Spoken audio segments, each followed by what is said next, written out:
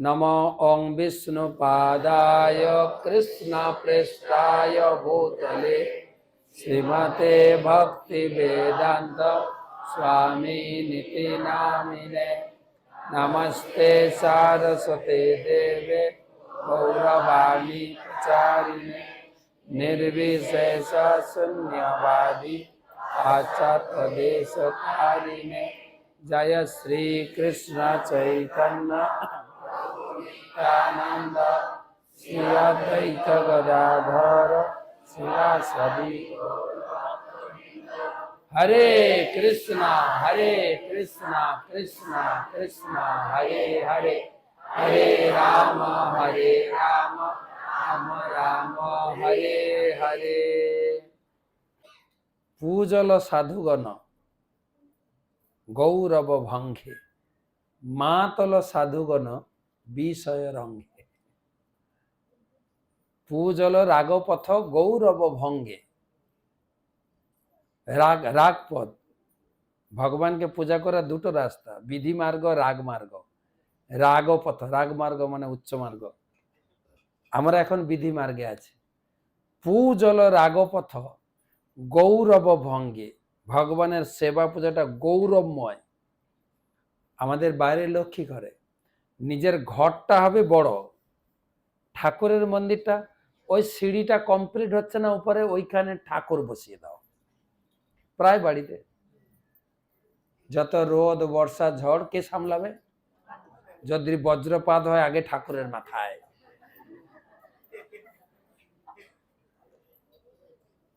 কিন্তু আজকে মায়াপুরে দেখুন বা আমাদের অযোধ্যাতে যে মন্দির বানানো হয়েছে মন্দির দেখেন মন্দির তৈরি হচ্ছে বিশাল। কমপক্ষে তাকাতে গেলে তো এখন ঘাটটা উঁচু তাকাতে হবে। ভগবানের জন্য বেশি আমাদের না। আমাদের বাড়িতে কি হয় সকালে চায়ে চুমুক তারপরে ব্রেকফাস্ট তারপরে লাঞ্চ তারপরে বিকালে টিফিন রাত্রে ডিনার। আর ভগবানের জন্য সপ্তাহে একদিন নকুল দানা। প্রভুপাদ শিখিয়েছেন রাগ পথ ভগবানের রাজভোগ। ভগবান আমাদের মিনিমাম 3 বার খাবার ভগবান মিনিমাম কবার খাওয়ানো হয় মায়াপুরে মিনিমাম 6 বার। তারপর তো আরো আনুষঙ্গিক মাঝখানে আছেই মিনিমাম 6 বার। 6টা আরতি হয় আর 6 বার ভোগ লাগে। আর ভোগ লাগানোর আগে আরতি করার আগে ভগবানকে খাওয়াতে হবে নাহলে দাঁড়াতে পারে না ভগবান। সকালে ঘুম থেকে উঠি আগে আগে কি খাওয়া যায় কি খায় ওই নকুল দানা না কিন্তু বাতাসে না। হ্যাঁ না আরে জেনে রাখেন তো কমপক্ষে ক্ষীর রসমালাই সন্দেশ খেয়েছেন মায়াপুরে? ক্ষীর রসমালাই সন্দেশ যেটা রাধা মাধবের প্রসাদ খেয়েছেন? খাননি হয়তো আগে থেকে বুকিং করতে হবে। হ্যাঁ না ওটা পাবে খুব রেয়ার আগে থেকে বুকিং। একটা রসমালাই খেলে আপনার মোটামুটি ব্রেকফাস্ট হয়ে যাবে। এই এত বড় রসমালাই।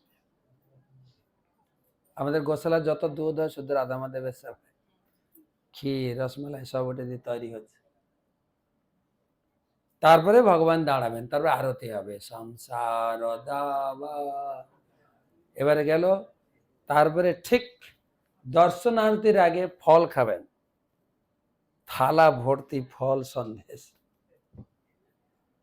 তারপরে একটু আরতি হয় ছোট্ট আরতি হয় তারপরে হবে তারপরে আসবে ব্রেকফাস্ট বাল্যভোগ সকালে 8টায় যেটা থাকবে পুরি তারপরে সবজি ফ্রুট স্যালাড তারপরে থাকবে মশলা মুড়ি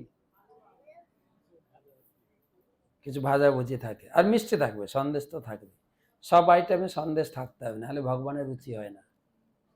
আমাদের মিষ্টি দেখলে সুগার হোক না হোক মিষ্টি দেখলে সুগার সুগার ভগবানের সুগার না হলে রুচি হয়। কবার হলো? 3 বার। তারপরে দাঁড়িয়ে থাকবেন অফিস কাজ 8টা থেকে চললো দাঁড়িয়ে থাকবেন যার যত অ্যাপ্লিকেশন আছে অ্যাপ্লিকেশন জমা নেবেন। ঠিক 11:45 বাজবে তখন লাগবে রাজভোগ 21টা সবজি থাকবে, 18টা সবজি থাকবে, 18টা সবজি, 3 প্রকার রাইস থাকবে, রুটি থাকবে, কমপক্ষে 3 প্রকার জুস থাকবে, আরো তো আনুষঙ্গিক সন্দেশ, ক্ষীর, চাটনি, পকোড়া এসব থাকবে। একটা প্লেট বুকিং করলে মোটামুটি 15 জন খেতে পারবে পেট ভরে, রাজভোগ। তখন একদম শক্ত হয়ে দাঁড়াবেন, বড় আরতি, রাজভোগ আরতি, ঠিক আছে। তারপরে ভগবানের শয়ন, তারপরে বিকাল 4টায় আবার দাঁড়াবেন। তার আগে ফল, 5 প্রকার ফল খাবেন, গুনে গুনে একদম 5 প্রকার ফল, তারপর থাকবে জুস, আর থাকবে সন্দেশ, সন্দেশ বা লাড্ডু, মিষ্টি একটু থাকতে হবে। খেয়ে দাঁড়িয়ে যাবেন, ছোট্ট ধূপ আরতি হয়, কবার হলো খাওয়া দাওয়া 5 বার। সন্ধ্যার সময় সন্ধ্যা আরতিতে ফল খেয়ে দাঁড়াবেন, সন্ধ্যা আরতি হবে, রাত্রে আসবে ডিনার। এই বড় বড় পুরি, পুরি, নিমকি, 2টো না 3টা সবজি, একটা ভাজি থাকে, 2টো সবজি থাকে। আর স্পেশাল কি থাকে জানেন? কেক, কেক থাকে স্পেশাল, যে কেক আপনি মায়াপুরে কোনো দোকানে খুঁজে পাবেন না। যদি আপনি নাইট প্লেটটা বুকিং করেন তবে পাবেন স্পেশাল কেক। ওই একজন ব্রহ্মচারী আছেন ইটালিয়ান, উনি ওইটার জন্য থাকেন স্পেশাল কেক। ওই কেকের স্বাদ কোথাও পাবেন না। এমনকি মিও আমুরে না কি যেন দোকান আছে, তো কবার হলো 6 বার, 6 বার। ফের শুতে যাবেন, আরতির পরে শয়ন আরতি শুতে, তাও ঘুম আসবে না। ও শুতে যাওয়ার আগে ক্ষীর খাবেন, ক্ষীর টির খেয়ে ঘুমাবেন। সেই ক্ষীরটাও পাবেন যদি আপনি মন্দির বন্ধ হওয়ার পরে মন্দিরে কোথাও লুকিয়ে টুকিয়ে থাকেন। হ্যাঁ, ক্ষীর ভোগ লাগার পরে সেই ক্ষীর ভোগ আসবে প্রভুপাদের কাছে, প্রভুপাদকে ভোগ দিয়ে, প্রভুপাদকে শয়ন দিয়ে মন্দিরে সবাইকে বিতরণ করে দেন। আমরা মন্দিরে থাকলে ওইটা খাওয়ার লোভে থাকি। ক্ষীর ভোগ কবার খাইলেন ঠাকুর? আর আমাদের ঘরে নকল দানা, ঠিক আছে। তাই ভগবান আবিষ্কার হয়েছেন জেনে গ্রাম থেকে সব আসছে, দুধ, দই, ছানা, মাখন, ফলমূল, যার যার বাড়িতে। তো এখানে ভগবানের মহা অভিষেক হলো। অভিষেক হওয়ার পরে, মহা অভিষেক হওয়ার পরে কুম্ভকার ঘরে ছিল যে মৃদ ভাজন মানে মাটির হাঁড়ি। কুম্ভকার বাড়িতে যত মাটির হাঁড়ি ছিল সব আনাইল প্রাতে, চড়িল রন্ধন, সব চলে এলো, মাটির পাত্রে রান্না হচ্ছে। কি রান্না হচ্ছে? ভগবানের ভোগ লাগবে। 10 বিপ্র অন্ন রান্ধি করে 1 স্তূপ, জনা 5 রান্ধে ব্যঞ্জনাদি নানা সুখ। তো 10 জন অন্ন রান্না করছেন, বিচার করে দেখেন কত। মানে গ্রামে যা যা চাল ডাল গম ছিল সব এসছে, রান্না শুরু হয়েছে। 10 জন অন্ন রান্না করছেন, 10 জন সবজি রান্না করছেন। এখানে শুভ লেখা আছে, কিন্তু এমন নয় যে শুভ ইস্কন চালু করেছে, শুভ চৈতন্য চৈতন্যতে আছে। দেখে লিখা আছে 5 জনা রান্ধে ব্যঞ্জনাদি নানা স্যুপ। স্যুপ খাওয়ার প্রচলন মাধবেন্দ্র পুরী থেকে ছিল। তবে হ্যাঁ, সেই স্যুপ মানে আমাদের গ্রামের দিকে বলে ঝোল, রসা রসা রসা বা ঝোল বলে। এখানে লিখা আছে স্যুপ। কি রান্না হয়েছিল? বন্য ফলমূলে বিবিধ ব্যঞ্জন, কেহ বড়া বড়ি করি করে বিপ্রগণ। 10 জন অন্ন, 5 জন সবজি, আর জনা 5-7 রুটি করে রাশি রাশি। 7 জন রুটি বেলছে, মানে ভাতের থেকে রুটি বানানোর লোক বেশি। অন্ন ব্যঞ্জন সব রহে ঘৃতে ভাসি, ঘি ভাসছে একদম।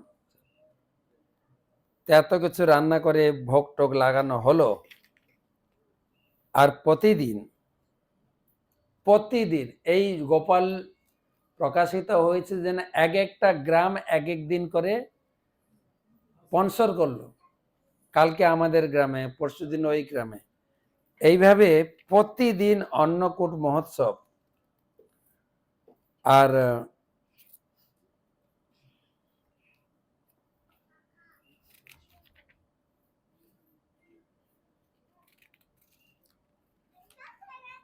যদ্যপি গোপাল সব অন্ন ব্যঞ্জন খাইল, তার হস্ত স্পর্শে পুনে তেমনি রহিল।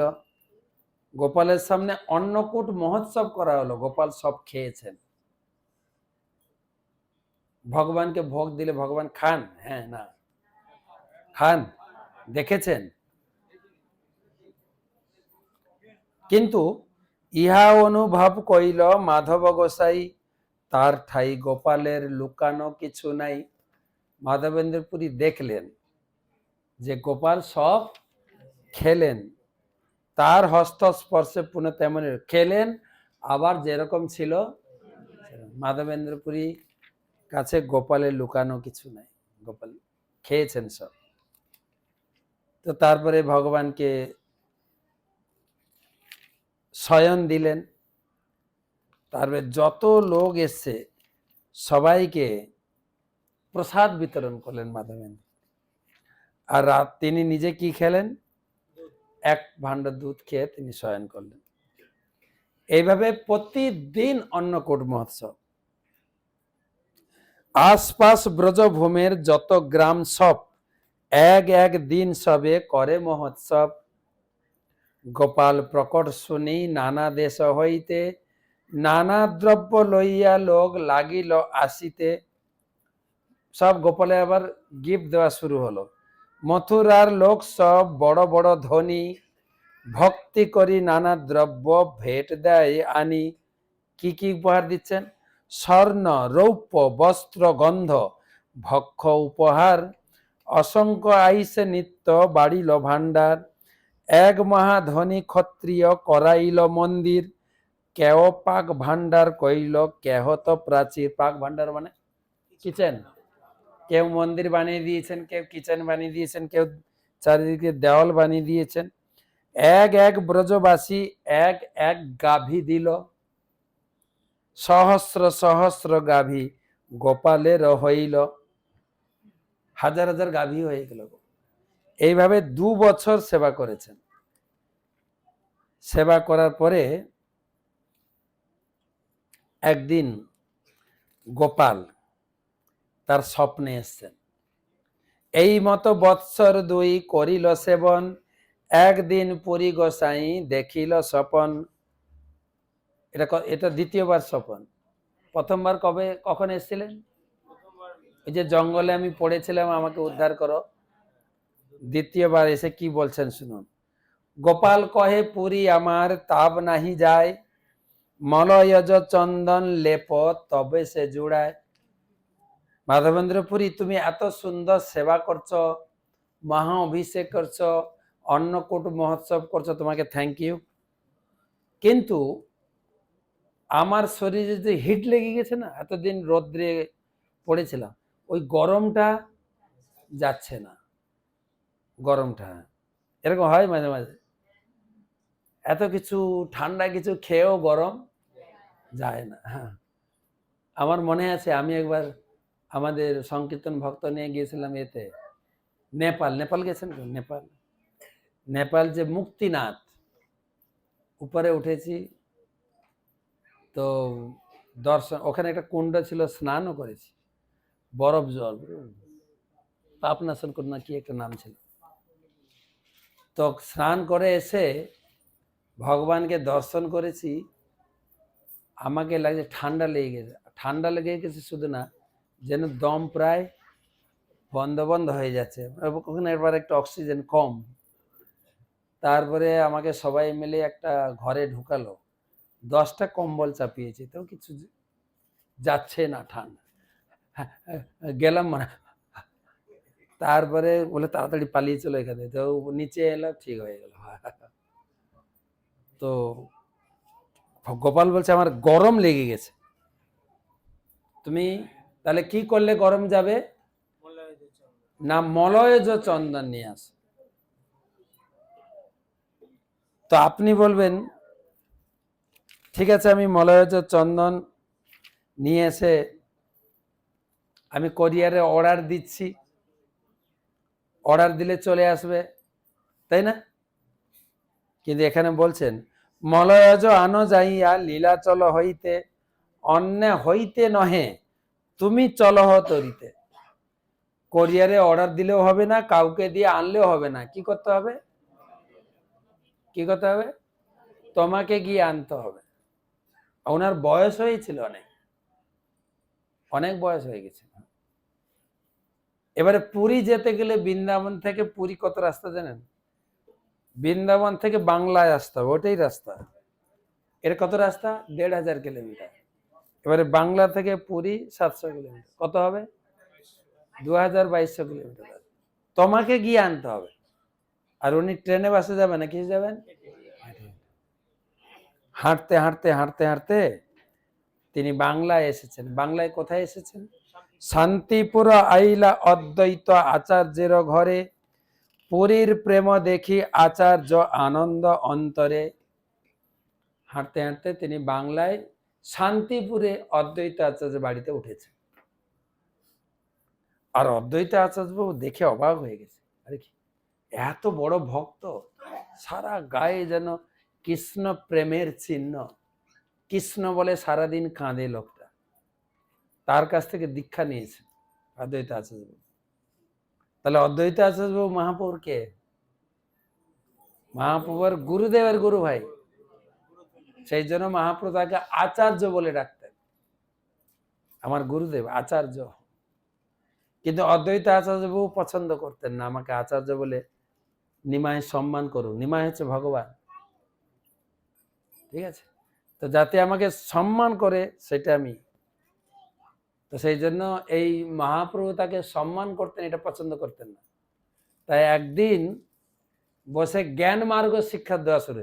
ভক্তির থেকে জ্ঞান শ্রেষ্ঠ, জ্ঞানের মাধ্যমে ভগবানের শরীরে বিলীন হয়ে যাওয়াই শ্রেষ্ঠ। আর মহাপ্রভু এসে মাথার চুটিটা ধরেছে অদ্বৈত আচার্য, একদম ব্যাসাসন থেকে নামিয়ে কেল ঘুষি।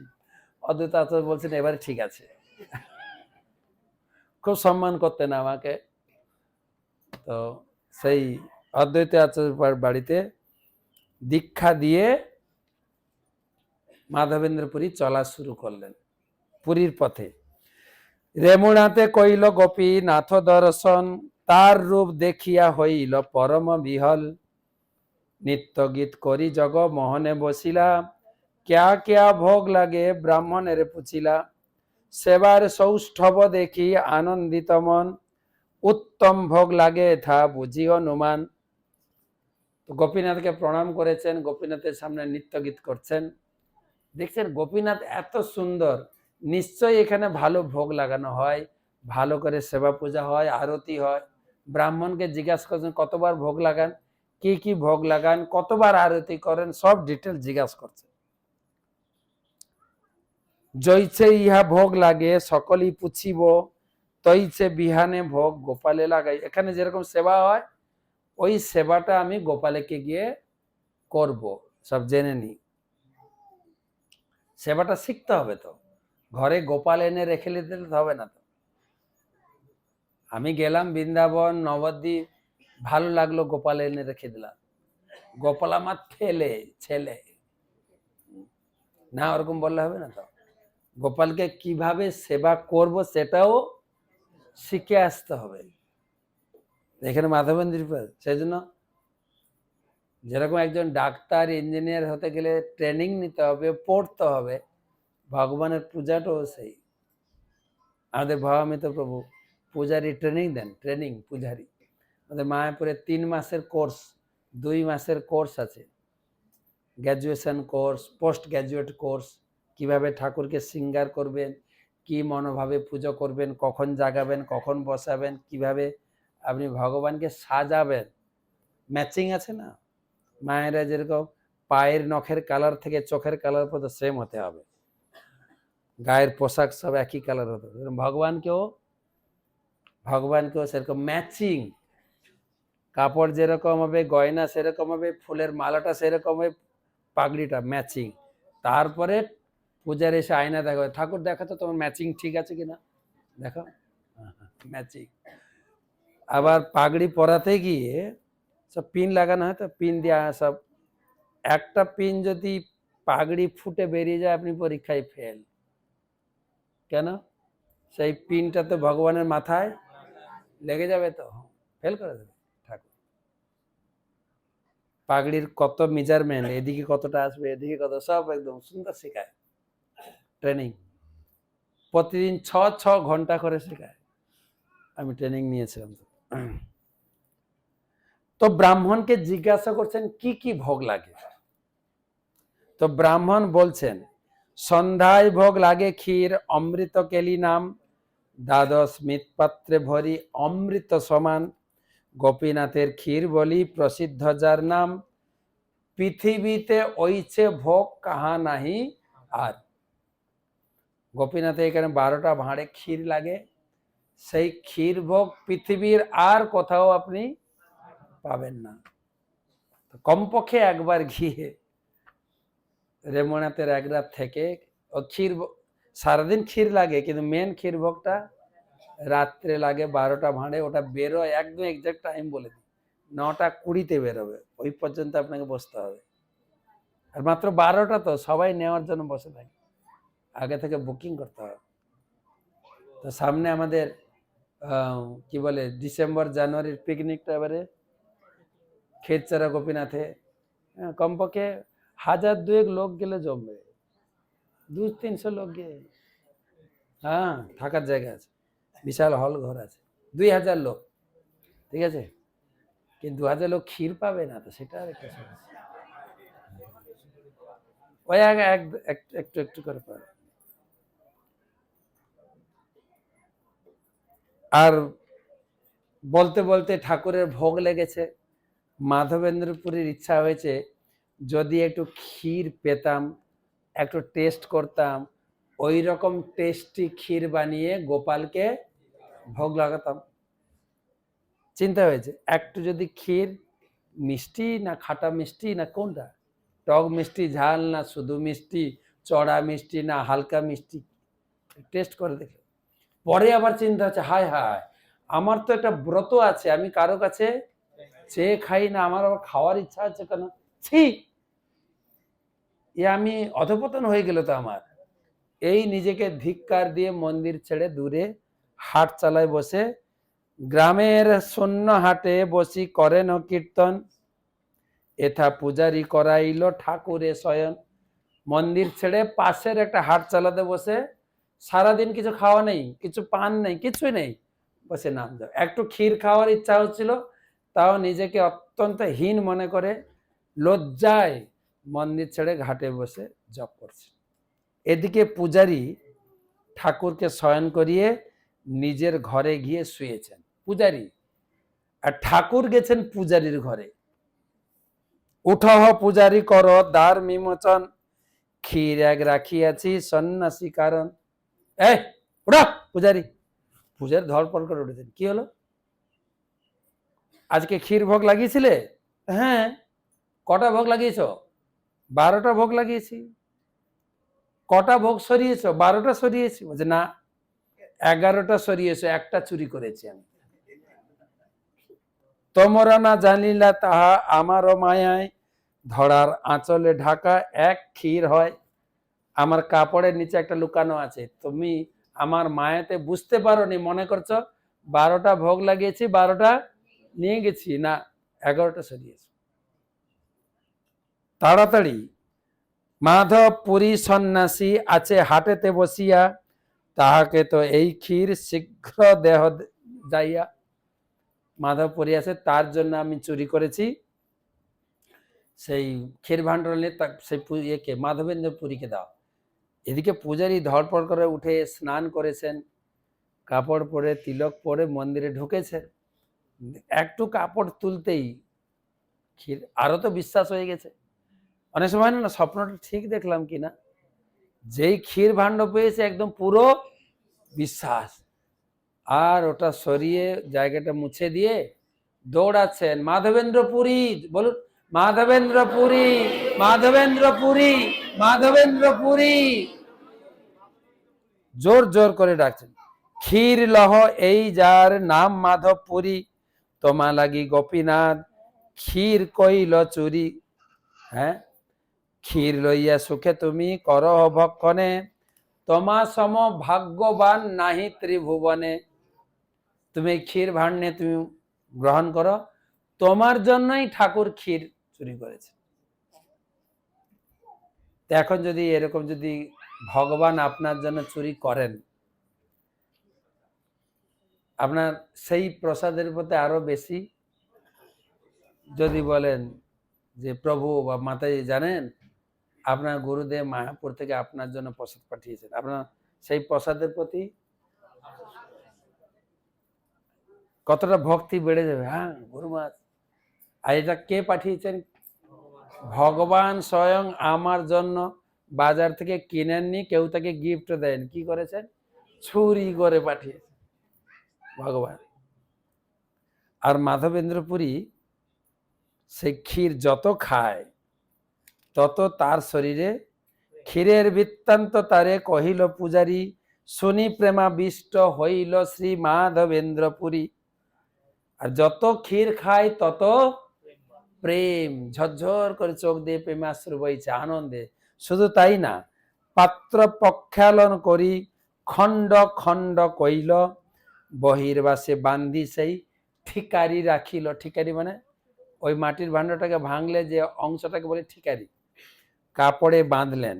প্রতিদিন একখানি করেন ভক্ষণ, খাইলে প্রেমাবেশ হয় অদ্ভুত কথন। প্রসাদ খাও তো দূরের কথা, ভাতটা এক টুকরো করে খেতেন, তাতেই প্রেম। পরে চিন্তা করছেন আমি এখনই এখান থেকে পালিয়ে যাব, কেননা এই পূজারীটা গ্রামে গিয়ে বলবে জানো কালকে রাত্রে কি হয়েছে, আমাদের মন্দিরে চুরি হয়েছে। চুরি? হ্যাঁ চুরি হয়েছে। কে চুরি করেছে? ঠাকুর চুরি করেছে। কি চুরি করেছে? ক্ষীর চুরি। কার জন্য ক্ষীর চুরি করেছে? মাধবের। হারে হারে চলো চলো চলো তাকে দেখি। গিয়ে তাকে সবাই প্রণাম করবে, সম্মান করবে না, সম্মানের ভয়ে পালাচ্ছে, সম্মানের ভয়ে। আর আমরা সম্মানের পিছনে ছুটি নাকি? কোনটা বললেন? যদি নিত্যানন্দ ত্রয়োদশীতে আপনি কিছু কালেকশন করে দিয়েছেন, আপনাকে গিফট দিতে ভুলে গেছেন মঙ্গল প্রভু, আপনি কি করবেন বলেন?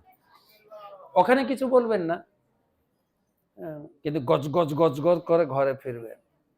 পরের বছর যখন, এক বছরের রাগ পরের বছর যখন বলবেন সবাই একটু কালেকশন করে দেন, মাতাজি এবার গতবারের মতো বিলটা নিয়ে যান, আপনি কিছু কালেকশন, সেই এক বছর রাগ পেটে বেরোবে, তাই না? সবার নাম ডাকলেন, আমার নামটা, আমার চেহারাটা আপনার চোখে পড়লো, আমরা সম্মানের পিছনে ছুটি, তাই তো নাকি? আর এখানে মাধবেন্দ্রপুরী সম্মানের ভয়ে পালিয়ে চলে যাচ্ছে। শিব ঠাকুর সম্মানের ভয়ে শ্মশানে গিয়ে থাকেন, সব লোক এসে পূজা করবে, এটা চাইবে ওটা চাইবে, তাই বা সন্ন্যাস শ্মশানে থেকে জব করে সন্ন্যাস, শ্মশানে কেউ ভয়ে। তো মাধবেন্দ্রপুরী পালিয়ে গেছেন। চলি চলি আইলা পুরী শ্রী নীলাচল, জগন্নাথ দেখি হইলা প্রেমাতি বিহল। প্রেমাবেশে উঠে পড়ে হাসে নাচে গায়, জগন্নাথ দর্শনে মহা সুখ পায়। মাধব পুরী শ্রীপাদ আইল লোকে হইল খ্যাতি, সব লোক আসি তারে করে বহু ভক্তি। যদিও রেমুনা ছেড়ে চলে গেছেন, কিন্তু জগন্নাথ পুরীতেও খবর হয়ে গেছে এই লোকটা, এই যে মাধবেন্দ্র পুরী, এর জন্য গোপীনাথ ক্ষীর চুরি, সবাই এসে তাকে সম্মান করছে। রাজা এসে বলছেন আপনার কি সেবা করতে পারি? তখন মাধবেন্দ্র পুরী বলছেন আমি তো এসেছি ঠাকুরের নির্দেশে কি নিতে? চন্দন নিতে। তখন রাজা তার জন্য 2 মণ চন্দন ব্যবস্থা করে, 2 মণ চন্দন। আগেকার দিনে মণ ছিল, এখন হয়ে গেছে কিলো, আগে সের, 40 সেরে 1 মণ হতো, তাহলে কত চন্দন বুঝে নেন। প্লাস 2 তোলা কর্পূর দিয়েছেন, রাজা ব্যবস্থা করেছেন। কিন্তু 2 মণ চন্দন আনবেন কি করে, তাই দুটো লোক ঠিক করে দিয়েছেন। আর শুধু তাই না, রাস্তায় চন্দন নিয়ে আসা যাওয়া মুশকিল আছে, কিন্তু স্পেশাল লাইসেন্স দরকার। রাজা ছাড়পত্র লিখে দিয়েছে। প্লাস এখনকার দিনে যেন রাস্তা হয়ে গেছে, আগে ছিল নদী পার হতে হতো, নদী পার হওয়ার জন্য কিছু টাকা দিয়েছে। মাধবেন্দ্র পুরীর সঙ্গে দুটো লোক 2 মণ চন্দন 20 তোলা করবে, সব লেখা আছে, নিয়ে আসছে না, ফেরার পথে উঠেই রাস্তা। পুরী থেকে ফিরে কোথায় এসেছেন? কোথায় এসেছেন? আবার রেমুনা। চলিল মাধব পুরী চন্দন লইয়া, কত দিনে রেমুনাতে উত্তরিল গিয়া। কতদিন মানে প্রায় 200 কিলোমিটার, 200 বেশি, প্রায় 300 মানে এখান থেকে কলকাতা, এখান থেকে পুরী প্রায় 600 একটু বেশি। এখান থেকে আপনার বালাসোর হয়ে যাবে 300, ওই 300 350 মতো হবে। তো কতদিনে লেগেছে তিনি রেমুনাতে ফিরে এসেছেন। কোথায় এসছেন রেমুনা? গোপীনাথ চরণে কইল বহু নমস্কার, প্রেমাবেশে নিত্য গীত কইলা অপার। পুরী দেখি সেবক সব সম্মান করিল, ক্ষীর প্রসাদ দিয়া তারে ভিক্ষা করাইল। সেই মাধবেন্দ্র পুরী এসছেন, সবার আনন্দ। আর মাধবেন্দ্র পুরী গোপীনাথকে প্রণাম করে নাচছেন। তখন পূজারী কি করলেন? 12টা ক্ষীর ভাণ্ড দিয়ে দিয়েছেন। কেন দিয়েছেন? না দিলে আবার ঠাকুর রাত্রে ঘুম ভাঙাবে, ঘুমাতে দেবে না তো ঠাকুর, আবার আসবে। সেই জন্য 12টা ভাণ্ড দিয়েছে। আর মাধবেন্দ্র পুরী একটা ভাণ্ড রেখে বাকি ভাণ্ড সব ফেরত দিয়েছেন। আর ওই মন্দিরে, নাট মন্দিরে ঘুমিয়েছে। শেষ রাত্রে দেবালয়ে করিল শয়ন, শেষ রাত্রি হইলে পুরী দেখিল স্বপন। কবার স্বপ্ন হলো? 3 বার। গোপাল আসিয়া কহে শুনহ মাধব, কর্পূর চন্দন আমি পাইলাম সব। কর্পূর সহিত ঘষি এসব চন্দন, গোপীনাথের অঙ্গে নিত্য করহ লেপন। আমি গোপাল স্বপ্নে দিয়ে বলছেন, তোমার আনা চন্দন আমি পেয়ে গেলাম। বলে কি করে পেলে? এখন তো আমি বৃন্দাবন পৌঁছাইনি। বলছে না, এখানে যে গোপীনাথ, এই গোপীনাথ আর আমার অঙ্গ, গোপীনাথ আমার সে একই অঙ্গ হয়, ইহাকে চন্দন দিলে হবে মোর তাপ ক্ষয়। হ্যাঁ, যে দেখবেন এসি মেশিন বাইরে আছে, বাইরে মেশিন আছে, ভিতরে ঠান্ডা হচ্ছে। ঠিক সেরকম এখানে চন্দন লাগাবে, গোপাল ঠান্ডা হবে। চন্দন লাগাবে এখানে, গোপাল আছেন কোথায়? বৃন্দাবন, ওখানে ঠান্ডা হবে। সব লিঙ্ক আছে ভালো। হ্যাঁ, এখানে বলছেন।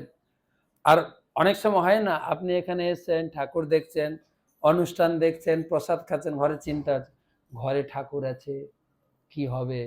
সবসময় একটা চিন্তা, যে যারা ঠাকুর সেবা করে, তো ইনারও তাই। সে কি করা হয় এখানে? এটা তো আমার ঠাকুর না, আমার ঠাকুর আছে কোথায়? বৃন্দাবনে। তখন ভগবান কনভিন্স বুঝাচ্ছেন, দ্বিধা না করিও, না করিও কিছু মনে, বিশ্বাস করি চন্দন দেহ আমার বচনে। বিশ্বাস করো, এখানে তুমি চন্দন, আমার কথার উপরে বিশ্বাস করে এখানে চন্দন লাগাও, তাহলে গোপাল আমার শরীর শীতল হবে। আর এইটা শুনে সকালে উঠে সব পূজারীদের ডেকেছেন, রাত্রে ঠাকুর আমাকে এই স্বপ্ন দিয়েছে। পূজারীরা বিশ্বাস করবে কি না? পূজারীকে নিজে ঠাকুর স্বপ্ন দিয়েছেন, বিশ্বাস করবে না মানে?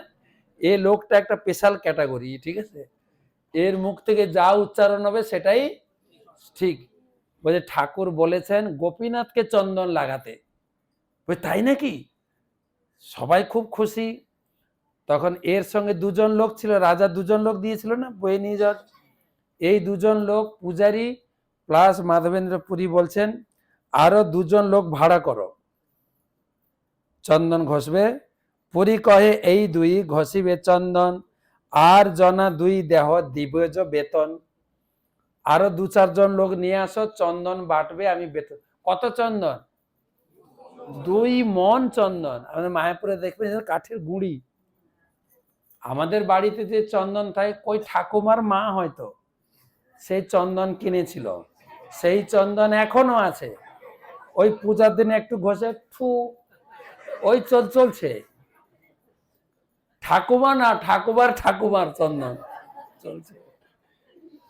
আর বলছে লোক লাগাও, যত তাড়াতাড়ি যত বাটা হবে সারা অঙ্গে লাগাতে কত চন্দন লাগবে। আমাদের রাধা মাধবকে চন্দন লাগানো 7 দিন লাগানো হয়েছে পুরো, এখন তো শুধু কপালে লাগাচ্ছে। নরসিংহদেব রাধা মাধব পুরো চন্দনে ঢাকা ছিল একদম। কত চন্দন লাগতো, আর চন্দন পরাতে কত সময় লাগতো, সারা গায়ে চন্দন সাজাতে, চন্দনের উপরে আবার বিভিন্ন নকশা করা ডিজাইন, কত সূক্ষ্ম কাজ। আর সেই ডিজাইন অনুযায়ী ড্রেস, ডিজাইন অনুযায়ী গয়নাগাঠি, ডিজাইন অনুযায়ী মালা আবার সাজানো। এক একটা কোনোদিন রুক্মিণী হরণ বেশ, কোনোদিন গজ উদ্ধারণ বেশ, এক একটা ভগবানের লীলা প্রকট করতেন, কত কাজ। সেই জন্য চন্দন বাটো। তো এই পুরো চন্দন বাড়তে 21 দিন লেগেছে পুরো চন্দন শেষ করতে। সেখান থেকে 21 দিন চন্দন যাত্রা। তারপরে মাধবেন্দ্র পুরী আর ওখান থেকে যাননি, ওখানে শেষ জীবন, বয়স হয়ে গেছিল। মহাপ্রভু বলছেন, শ্রীমুখে মাধব পুরীর অমৃত চরিত ভক্তগণে শুনাইয়া প্রভু করে আচ্ছাদিত। প্রভু কহে নিত্যানন্দ করহ বিচার। মহাপ্রভু বলছে, নিত্যানন্দ তুমি বিচার করে দেখো তো, পুরী সম ভাগ্যবান জগতে নাহি আর। মাধবপুরীর মতো ভাগ্যবান ব্যক্তি জগতে আর কেউ নেই। দুগ্ধদান ছলে কৃষ্ণ যারে দেখা দিল, 3 বার স্বপ্নে আসি যারে আজ্ঞা কইল। কবার স্বপ্নে এসছেন? 3 বার। তো অনেকগুলো শ্লোক আছে, বলতে বলতে মহাপ্রভু প্রেমে একদম ঢাই ঢৌ করে নাচছেন। মাধবেন্দ্র পুরী মাধব পুরী মাধব পুরী বলে নাচছেন। তারপরে বলতে বলতে এত বলি পড়ে প্রভু তার কৃত শ্লোক, যেই শ্লোক চন্দ্রে জগৎ করাইছে আলোক। তারপরে মহাপ্রভু একটা শ্লোক বললেন, যেই শ্লোকটা মাধবেন্দ্র পুরী উচ্চারণ করতে করতে এই জগৎ থেকে বিদায় নিয়েছে। ঘষিতে ঘষিতে জইছে মলয়জ সার, গন্ধ বাড়ে তৈছে এই শ্লোকেরও বিচার। চন্দন কাঠ নাকে নেবেন, একটু গন্ধ পাবেন না, কিন্তু কখন গন্ধ পাবেন? যখন ঘষবেন। ঠিক সেই রকম এই শ্লোকটা যত বিচার করবেন তত আনন্দ আপনার লাগবে। রত্নগণ মধ্যে জইছে কৌস্তবমণি, রসকাব্যের মধ্যে তৈছে এই শ্লোক গণি। যত রত্ন আছে, দামি দামি রত্ন লোক পরে না, পাথর, তার মধ্যে কৌস্তবমণি ভগবানের বক্ষে আছে, ওঠেছে শ্রেষ্ঠ। সেই রকম শাস্ত্রে যত শ্লোক আছে, সব শ্লোকের শ্রেষ্ঠ শ্লোক হচ্ছে এই শ্লোকটা। এই শ্লোকটা কিন্তু আমি বলবো না, ঘরে গিয়ে পড়বে না, আর না হলে যাদের বই নেই আমার কাছ থেকে বই কিনবে, ঠিক আছে? বলে দিলে হবে না তো, বই কিনবে না, আমি বলছি না কেন। এই শ্লোক কহি আছেন রাধা ঠাকুরানী, তার কৃপায় স্ফুরি আছে মাধবেন্দ্র বাণী। এই শ্লোকটা রাধারানী বলেছিলেন, আর দ্বিতীয় ব্যক্তি মাধবেন্দ্র পুরীর মুখ দিয়ে উচ্চারণ হয়েছে। কিবা গৌরচন্দ্র ইহা করে আস্বাদন, ইহা আস্বাদিতে নাহি নাহি চ উঠজন। রাধারানী, মাধবেন্দ্র পুরী আর গৌরাঙ্গ মহাপ্রভু চতুর্থ ব্যক্তি এই শ্লোক পড়েন। শেষকালে এই শ্লোক পঠিতে পঠিতে সিদ্ধি প্রাপ্ত হইল পুরীর শ্লোকের সহিতে। এই শ্লোক পড়তে পড়তে পড়তে পড়তে এই শ্লোকের সঙ্গে মাধবেন্দ্র পুরী সমাধি হয়ে গেছে। এই শ্লোক, ওই দীন দয়ার্ধ নাথ হে মথুরা নাথ কদাবলক্ষ সে, হৃদয়ম তৎলোক কাতরম দ্বৈত ভ্রাম্যতি কিম করম মহম। রাধারানী কৃষ্ণের বিরহে এই শ্লোকটা বলেছিলেন, হে দীন দয়ার্ধ নাথ, হে মথুরা নাথ, তোমার অদর্শনে আমি অত্যন্ত কাতর হয়ে পড়েছি, কবে তুমি আমাকে দর্শন দেবে হে মথুরা নাথ। এই শ্লোকটা পড়তে পড়তে পড়তে পড়তে মাধবেন্দ্র পুরী অপ্রকট হয়েছেন। তো 213টা শ্লোক আছে। আমি সবাইকে বলি 21 দিন চন্দন যাত্রা 10টা করে শ্লোক পড়লে এই অধ্যায়টা পড়া কমপ্লিট। বাংলা পয়ার ছন্দ পড়েও বুঝতে পারবেন। কমপক্ষে এখনো 7 দিন আছে, যদি গিয়ে পড়েন। মধ্যলীলা 4র্থ পরিচ্ছেদ পড়বেন। তো আজকে শুনেছেন তো, যতটুকু আমি ছেড়ে ছেড়ে ছেড়ে ছেড়ে বললাম, মোটামুটি একটা লিঙ্ক দিয়েছি, যদি শুনে থাকেন। কৃষ্ণদাস কবিরাজ গোস্বামী যিনি গ্রন্থটা লিখেছেন, উনি আশীর্বাদ দিচ্ছেন, শ্রদ্ধাযুক্ত ইহা ইহা হিয়া শুনে যেই জন, শ্রদ্ধাযুক্ত হইয়া ইহা শুনে যেই জন, শ্রীকৃষ্ণ চরণে সেই পায় প্রেমধন। হরি বল। যদি শ্রদ্ধাযুক্ত হয়ে শুনেন, অবশ্যই কৃষ্ণ কৃপা লাভ করবেন। তাই চৈতন্য চরিতামৃত গ্রন্থে, মহাকাব্যে চন্দন যাত্রা মহোৎসবের বিশদ বিবরণী পাওয়া যায়। আমি সবাইকে বলি, আমাদের এই কলিযুগে আমাদের বঙ্গভাষী ভক্তরা অত্যন্ত ভাগ্যবান, ভাগ্যবতী। কেননা 4 যুগে 4 ভগবানের আবির্ভাব। সত্যযুগে ভগবান এসছেন বদ্রীনাথে, উত্তর ভারতে। দক্ষিণ ভারতে রামনাথ ত্রেতা যুগে। পশ্চিম ভারতে দ্বারকানাথ, পশ্চিম ভারতে। আর পূর্ব ভারতে জগন্নাথ, পূর্ব দিগন্তে। পূর্ব ভারতে জগন্নাথ আর মহাপ্রভু এসেছেন। শুধু তাই না, আমাদের ইসকন প্রতিষ্ঠাতা আছে কোথাকার? বাংলায়। বাংলায় শুধু না, কলকাতা। আপনার এরকম আমাদের কলকাতায়, ঠিক আছে, হ্যাঁ, কলকাতায়। মহাপ্রভুর পর থেকে যত পরম্পরা, গুরু পরম্পরা, সবাই বাংলার লোক, সবাই বাংলা। তো বঙ্গ ভাষাভাষী মানুষের তো কি বলে, পোয়া 12 না কি বলে, পোয়া 12, এত কৃপা আছে। তো যার জন্য আমরা দেখি বাংলায় প্রচারও বেশি। আমাদের ইসকনে এই পূর্ব বাংলা, পশ্চিম বাংলা এত ভক্ত তো অন্য কোনো প্রদেশে বা দেশেও নেই। তো আমরা দেখি, আমি দেখি আমাদের গৌড়ীয় মঠের সন্ন্যাসীরা শুধু চৈতন্য চরিতামৃত পড়ে। আমাদের মায়াপুরে একটা সংঘ আছে আমাদের, শাশ্বত গৌড়ীয় বৈষ্ণব সংঘ, অর্থাৎ সরস্বতী ঠাকুরের পরিবার। প্রভুপাদের গুরুদেব ছিল ভক্তি সিদ্ধান্ত সরস্বতী ঠাকুরের পরিবার। ছিল প্রভুপাদের নির্দেশে, ছিল জয়পতাকা স্বামী গুরুমাজ একটা ইউনিটি তৈরি করেছেন। প্রত্যেক মঠের এক একজন সন্ন্যাসী বা আচার্যদের নিয়ে একটা সংঘ। তো বিভিন্ন সংঘে অনুষ্ঠানে, আর গুরুমাজ হচ্ছেন চেয়ারম্যান সেই সঙ্গে। তো গুরুমাজ প্রচারে থাকেন, অসুস্থ থাকেন, মানে এখন যান না বেশি। ভক্তি পুরুষোত্তম মহারাজ যেতেন, এখন আমিও যাই, দেখি এক একটা সভাতে 30 জন 35 জন সন্ন্যাসী থাকেন। এই লাস্ট গৌর পূর্ণিমার সময় একটা সভাতে গেলাম, 72 জন সন্ন্যাসী ছিল পরিক্রমার ভিতরে, পরিক্রমা শেষ হওয়ার আগের দিন। তো দেখি এক একজন মহারাজ যখন চৈতন্য চরিতামৃত বলেন, গৌড়ীয় মঠে সে কেবল চৈতন্য চরিতামৃত পড়ে, তারা গীতা ভাগবত পড়ে। তারা বলেন যে গীতা ভাগবত মেন শ্লোক সব চৈতন্য চরিতামৃত আছে।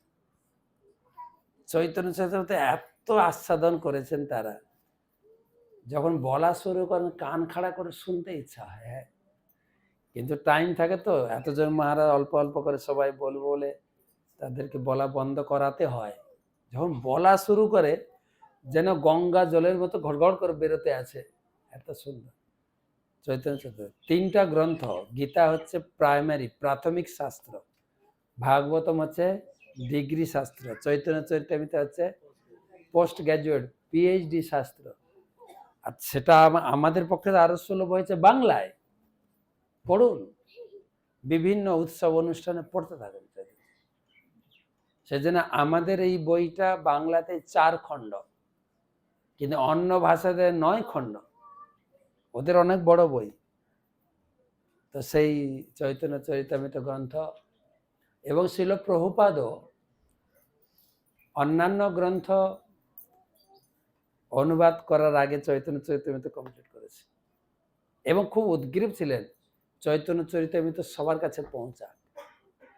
কৃষ্ণদাস কবিরাজ গোস্বামী বলেছেন, জগৎ ভরিয়া গেছে জগাই মাধাই। কৃষ্ণদাস কবিরাজ গোস্বামী আগে তো একটা জগাই মাধাই ছিল, এখন ঘরে ঘরে। আমরাও ছোটখাটো জগাই মাধাই ছিলাম। কিরকম কথা বলতাম, কি খেতাম, আমরা সবাই হয়তো 5 আঙ্গুলের সেবা করতাম। সেবা জানেন তো, এটা যে 1 আঙ্গুলের সেবা, তারপরে 2 আঙ্গুলের সেবা, তারপরে 5 আঙ্গুলের সেবা হয়তো সবাই করে, কিন্তু কিছু কিছু সেবা করতাম সবাই, ছোটখাটো জগাই মাধাই। তা আমাদেরকে কে উদ্ধার করবে? জগৎ ভরিয়া গেছে জগাই মাধাই, সবাই হেরিছে বার চৈতন্য। প্রত্যেক বাড়িতে চৈতন্য নিত্যানন্দকে প্রতিষ্ঠা করতে হবে, তাহলে উদ্ধার হবে লোক। আর চৈতন্য প্রতিষ্ঠা করতে হবে মানে চৈতন্য চরিতামৃত দিতে হবে। ভাগবতম হচ্ছে কৃষ্ণের অভিন্ন বিগ্রহ, চৈতন্য চরিতামৃত হচ্ছে মহাপ্রভুর অভিন্ন বিগ্রহ।